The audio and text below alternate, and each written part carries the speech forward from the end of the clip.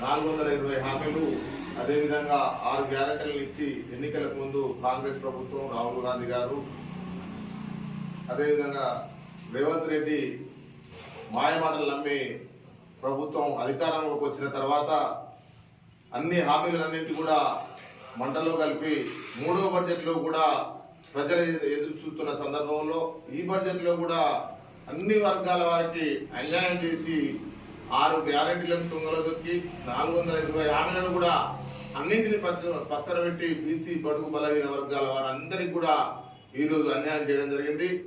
ఈరోజు ముఖ్యంగా మహిళలను అనుకోండి మరియు అవ్వాతాతలకు పెన్షన్ కోసం ఎంతో మంది 4000 చేస్తారనే ఆశతో ఎదురు చూస్తున్న సందర్భంలో వాటన్నింటిలో కూడా బడ్జెట్లో ప్రవేశపెట్టకుండా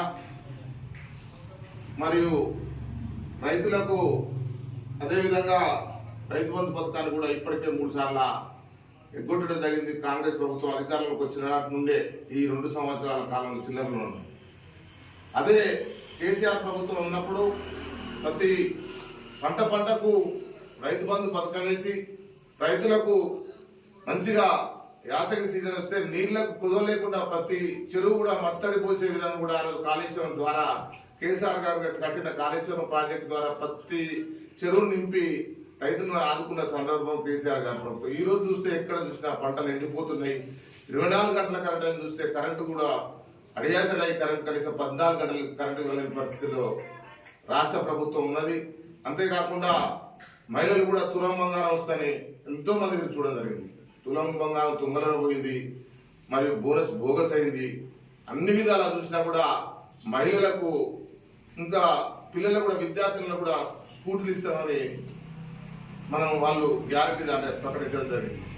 ఎన్నో పథకాలు 420 హామీలలో కనీసం 1 పథకాలు తప్పించి అన్ని కూడా మోసం చేసి అధికారంలోకి వచ్చి ప్రజలను మభ్యపెట్టే కార్యక్రమం చేస్తున్నారు తప్పించి డైవర్ట్ పాలిటిక్స్ చేస్తున్నారు రేవంత్ రెడ్డి గారు.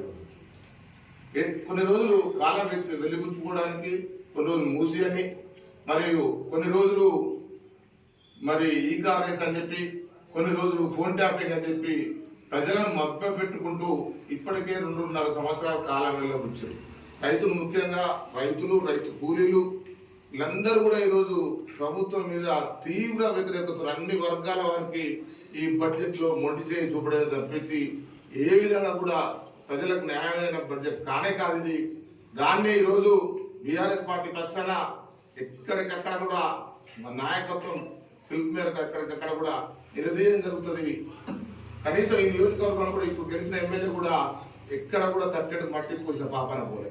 ఇంతకుముందు మన దయాకర్ రావు గారు ప్రవేశపెట్టిన మెటల్ బీడీ రోడ్లు అనుకునే అవన్నీ కూడా పెండింగ్, పాకాల, నర్సింగ ప్రతి గ్రామంలో రామవరం అన్ని ఊళ్ళలో కూడా పూర్తి చేయడం పెండింగ్ ఉన్నాయి. కాబట్టి వెంటనే వాటికి బడ్జెట్ కేటాయించి ఆ కాంట్రాక్టుల ద్వారా చర్య చేపట్టి నర్సింగాపురం బ్రిడ్జ్ అనుకోండి, కొడకల నర్సింగాపురం ప్రజానబాద్ బ్రిడ్జ్ కూడా పూర్తి చేయాలని డిమాండ్ చేస్తున్నాం. టీఆర్ఎస్ పార్టీ టెక్స్టైల్ పార్క్ కూడా ఎక్కడ అక్కడనే ఉన్నది. వాటన్నింటినీ కూడా బడ్జెట్ కేటాయించి పనులు త్వరగా పూర్తి చేయాలని కోరుకుంటున్నాం బీఆర్ఎస్ పార్టీ పక్షాన. జై తెలంగాణ, జై కేసీఆర్, జై తెలంగాణ. గాంధీ గారిని మాట్లాడుతున్నారు.